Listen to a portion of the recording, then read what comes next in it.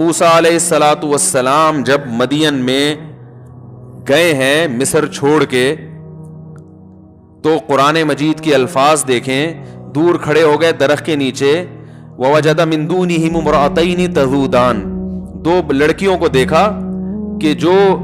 ہے نا مردوں کے رش سے پیچھے ہٹی ہوئی ہیں، مردوں کے مجمع میں۔ حضرت موسیٰ نے ان کے پاس جا کے پوچھا ما خطبکما، کیا مسئلہ ہے تمہارے ساتھ؟ انہوں نے کہا لا نسقی حتی یصدر الرعاء، کہ مردوں کا ہجوم ہے، جب تک یہ ہجوم نہیں چھٹے گا ہم کنویں پہ جا نہیں سکتے، مردوں کے بیچ میں ہم گھسنا نہیں چاہتے۔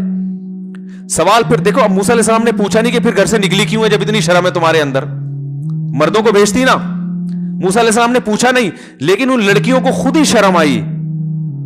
کہ بھئی ان کے دل میں خیال پیدا ہوگا کہ اتنی شرمیلی ہو کہ مردوں کے مجمع میں نہیں گھس رہی، مکس گیدرنگ کو برداشت،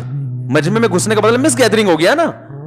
تمہیں شرم آ رہی ہے اس میں جاتے ہوئے، تو جب اتنی شرم ہے تو گھر میں کسی مرد کو بھیجتی نا۔ تو فوراً کہنے لگی، موسیٰ علیہ السلام نے سوال نہیں پوچھا، ابونا شیخ کبیر، ہمارا باپ بوڑھا ہے، وہ ایک ہی باپ ہے، گھر میں کوئی مرد نہیں ہے، وہ آ نہیں سکتے، بوڑھے ہیں۔ یہ دوسری حیا ان کی، قرآن اس کو ہائی لائٹ کر رہا ہے۔ اور تیسری حیا قرآن نے بیان کی کہ جب وہ اپنے باپ کے پاس گئی ہیں اور باپ کو جا کے بتایا کہ ایک نوجوان نے ہماری خدمت کی ہے، باپ نے کہا اس کو لے کر آؤ، میں اس کو اس کی اجرت دوں گا، اس نے میری بیٹیوں کی خدمت کی ہے۔ تو جاءت احداہما تمشی علی استحیاء، ان دونوں میں سے ایک آئی حیا کے ساتھ چلتے ہوئے، حالانکہ اس کا اصل واقعے سے کوئی تعلق نہیں ہے، لیکن ان کی چال میں حیا تھی تو قرآن نے اس چال کو ہائی لائٹ کیا ہے۔ حالانکہ یہ بتانے کی ضرورت نہیں ہے،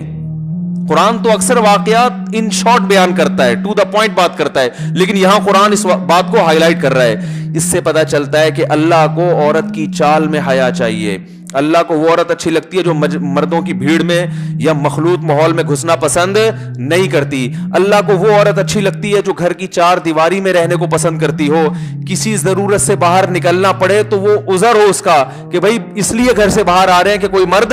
گھر کے باہر کے کام کرنے والا نہیں ہے۔